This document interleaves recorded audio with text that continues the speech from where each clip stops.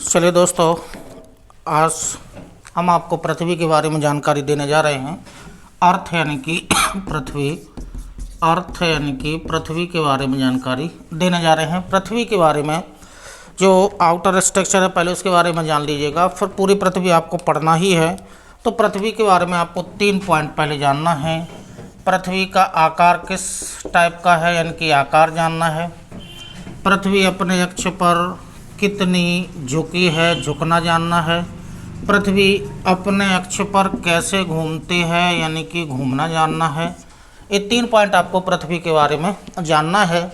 ठीक है, तो शॉर्ट में यदि हम आंसर इनके देना चाहें तो शॉर्ट में आंसर देख लीजिएगा पहले, फिर उसका विस्तार जानेंगे। पृथ्वी का आयड जो आकार है वो जियोइड है, यानी कि पृथ्वी का आकार जियोइड है। पृथ्वी अपने अक्ष पर 23.5 डिग्री अपने अक्ष पर झुकी हुई है। पृथ्वी जो घूमती है वो अपने अक्ष के काल्पनिक अक्ष के परितः पश्चिम से पूर्व दिशा में घूमती है। ये आंसर आपको शॉर्ट में दे दिए हैं, यानी कि पृथ्वी का आकार जियोइड है। पृथ्वी अपने अक्ष पर 23.5 डिग्री झुकी है। पृथ्वी अपने काल्पनिक अक्ष के परितः पश्चिम से पूर्व दिशा में घूमती है। अब थोड़ा सा इसका विस्तार जान लीजिएगा। जियोइड आकार देखिएगा, यानी कि पृथ्वी का जो केंद्र है, केंद्र में पृथ्वी फूली हुई है और केंद्र से ध्रुवों की ओर जाने पर क्रमशः चपटी होती जाती है। यानी कि केंद्र में पृथ्वी का आकार फूला हुआ है और जैसे क्रमशः ध्रुवों की ओर जाएगी तो क्रमशः आकार चपटा होता जाता है। यानी कि चपटे आकार का मतलब होगा जो केंद्र की त्रिज्या है वो ज़्यादा होगी। जैसे जैसे ठीक है ध्रुवों की ओर जाते हैं, चाहे उत्तरी ध्रुव की ओर जाइएगा चाहे दक्षिणी ध्रुव की ओर जाइएगा, इस त्रिज्या में जो आर है, रेडियस ऑफ द अर्थ है, इसकी लंबाई में कमी आती जाती है। यानी कि केंद्र में पृथ्वी फूली हुई है, ध्रुवों की ओर क्रमशः पृथ्वी चपटी होती जाती है। ऐसे आकार को नाम दिया जाता है जियोइड आकार, इसे नाम दिया जाता है। जियोइड आकार में देखिएगा, आप थोड़ा सा ग्रेविटी के बारे में और इसी से त्रिज्या को जोड़ करके ग्रेविटी को जोड़ रहे हैं। जो ग्रेविटी होती है वो व्युत्क्रमानुपात किसके होती है, रेडियस ऑफ द अर्थ होती है। यानी कि जो पृथ्वी का गुरुत्व बल होता है, गुरुत्व बल पृथ्वी की त्रिज्या के व्युत्क्रमानुपाती होता है। अब यहाँ से पहले तो रेडियस को देख लीजिएगा, यानी कि ये विषुवत रेखा है, 0 डिग्री है। ठीक है, ये वाली 0 डिग्री है, विषुवत रेखा है। ये वाला नॉर्थ पोल है, ये वाला साउथ पोल होगा। तो यानी कि रेडियस पृथ्वी की जो त्रिज्या है वो भूमध्य रेखा यानी कि लंबी है। तो यहाँ पर जो जी की वैल्यू होगी वो कम होगी या न्यूनतम होगी या शून्य होगी, यानी कि जी की वैल्यू बहुत कम होगी। यानी कि विषुवत रेखा पर रेडियस का मान ज़्यादा है, जिस कारण से ग्रेविटी की वैल्यू कम है, न्यूनतम है। जैसे जैसे हम ध्रुवों की ओर जाएंगे तो रेडियस में कमी आती जाती है। रेडियस में कमी आने के कारण जो ध्रुव होंगे, ध्रुव पर जो जी की वैल्यू होगी वो बहुत ही ज़्यादा होती है, यानी कि अधिकतम होती है। ठीक है, तो जो रेडियस है वो व्युत्क्रमानुपाती किसके है, ग्रेविटी के है। यानी कि पृथ्वी जो विषुवत रेखा है, विषुवत रेखा पर जी की वैल्यू कम होती है, जबकि ध्रुवीय क्षेत्रों में जाने पर, ध्रुवों पर जाने पर जी की वैल्यू ज़्यादा हो जाती है। यानी कि ध्रुवों पर जी की वैल्यू ज़्यादा और विषुवत रेखा पर जी की वैल्यू कम, न्यूनतम या शून्य होती है।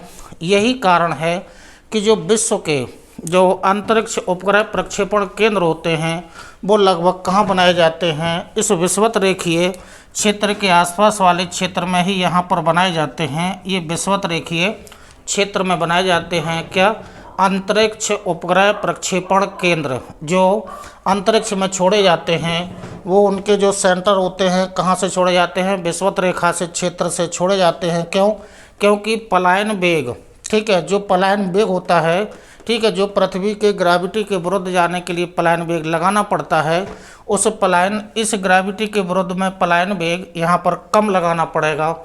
यानी कि अंतरिक्ष में जाने के लिए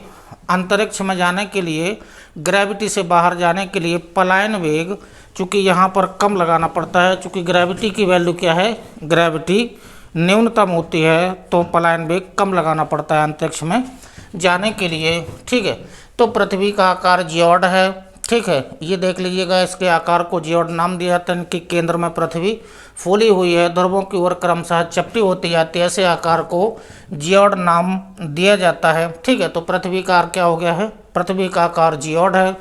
अब एक पॉइंट हो गया, दूसरे पॉइंट पर आइएगा। जो पृथ्वी है वो अपने अक्ष पर कितनी झुकी है, डायरेक्ट आंसर लिखा है 23.5 डिग्री झुकी है, 23.5 डिग्री झुकी है। अब इसका झुकाव देखिएगा, ग्रह वगैरह आपको पढ़ाए गए होंगे। ठीक है, जैसे ये सूर्य है, ठीक है, ग्रह वगैरह आपको जो पढ़ाए गए थे वो ऐसे एक सीध में ऐसे ग्रह बना दिए थे, यही वो अक्ष है। ठीक है, यही अक्ष है, ये क्या है, ये ग्रह हैं, और ये जो सीध में बनाए गए थे ये क्या है, अक्ष है। अब यही झुकाव देखना है कि जो पृथ्वी है वो अपने अक्ष पर 23.5 डिग्री झुकी है। ये वाला लंबवत अक्ष है, ये वाला क्षैतिज अक्ष है। ठीक है, अब पृथ्वी का झुकाव यहाँ से जानना है, ये वाली। ठीक है, ये काल्पनिक अक्ष है, ये वाला जो अक्ष है वो लंबवत अक्ष है, ये लंबवत अक्ष है, और ये वाला जो अक्ष है वो क्षैतिज अक्ष है।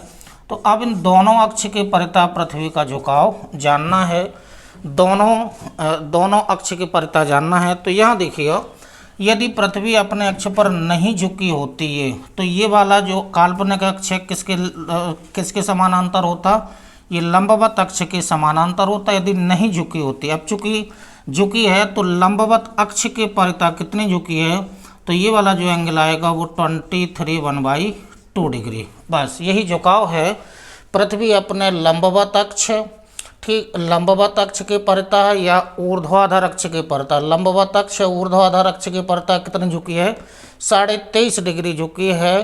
ठीक है, तो 23.5 डिग्री झुकी है ये अपने अक्ष के परितः। अब इसमें यदि कंडीशन लगा दी जाए कि क्षैतिज अक्ष के परितः कितनी झुकी है, तो ये वाला जो एंगल है वो 66.1/2 डिग्री का आएगा।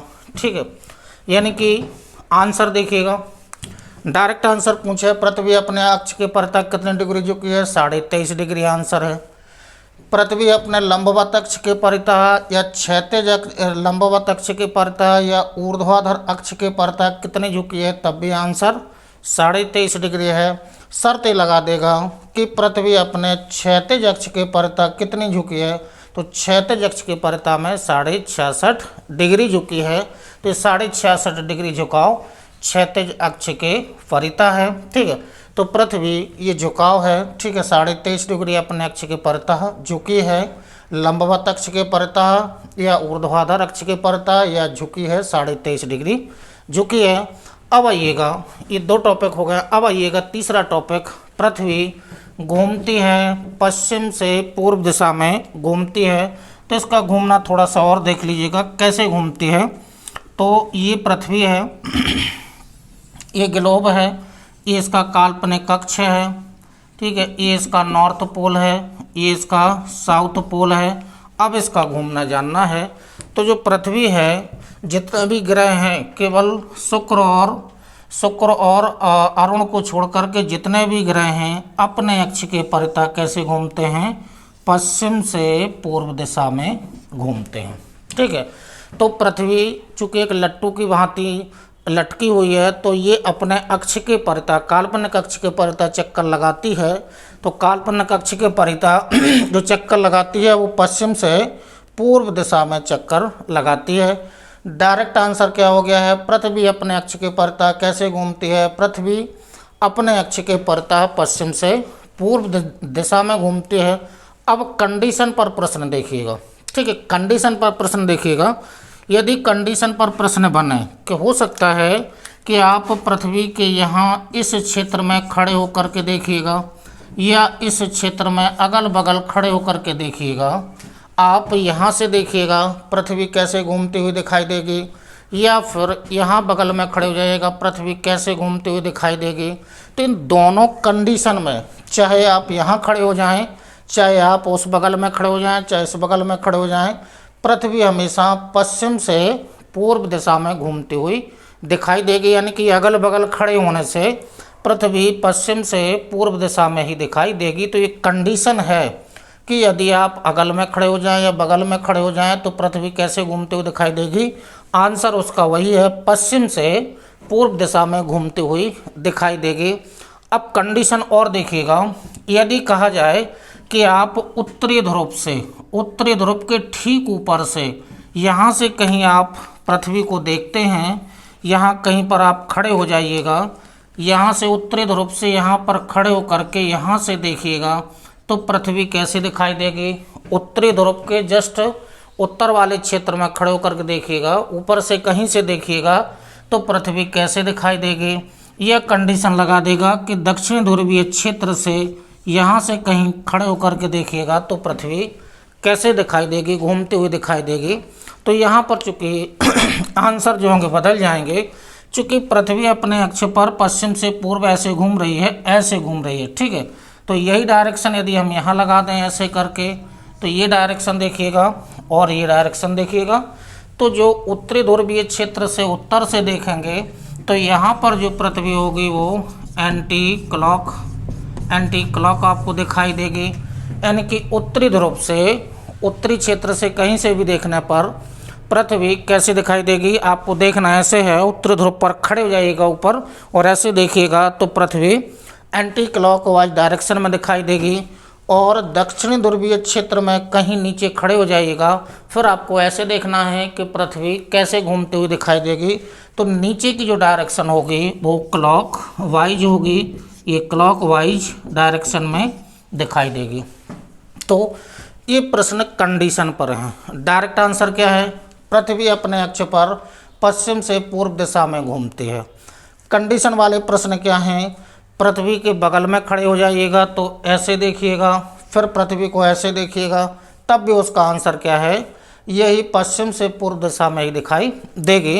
अब कंडीशन 2 लग रही हैं, उत्तरी ध्रुव के ऊपर से कहीं से आपको ऐसे देखना है तो एंटी क्लॉक देगी, फिर ऐसे देखना है नीचे दक्षिण ध्रुव से तो क्लॉकवाइज डायरेक्शन में दिखाई देगी। तो ये प्रश्न कंडीशन पर हैं, यहाँ भी कुछ कंडीशन लागू हुई है। तो पृथ्वी के बारे में आपको 3 पॉइंट के बारे में आपको जानकारी दे दी है। पृथ्वी का आकार जियोड का अर्थ क्या है, ये हो गया है। जो पृथ्वी अपने अक्ष पर झुकी है 23.5 डिग्री झुकी है, कंडीशन वाले डायग्राम में आपको दिख रहे होंगे। फिर क्या है, पृथ्वी घूमती है तो पश्चिम से पूर्व दिशा में घूमती है। और कंडीशन वाले यहाँ पर आपको जो प्रश्न यहाँ से बनेंगे वो आपको दिख रहे होंगे। तो ये पृथ्वी के बारे में आपको जानकारी दे दी है। नेक्स्ट वीडियो में इसी से आगे बढ़ेंगे। जो अक्षांश और देशांतर रेखाएं हैं, तो अक्षांश और देशांतर रेखा का अलग अलग आपको वीडियो दिया जाएगा। फर्स्ट राउंड में पहले आपको अक्षांश का दिया जाएगा, फिर अक्षांश का क्या एप्लीकेशन है उसके बारे में, फिर देशांतर का क्या एप्लीकेशन है उसके बारे में आपको जानकारी दे दी जाएगी। इसका स्क्रीनशॉट लेना हो तो ले लीजिएगा।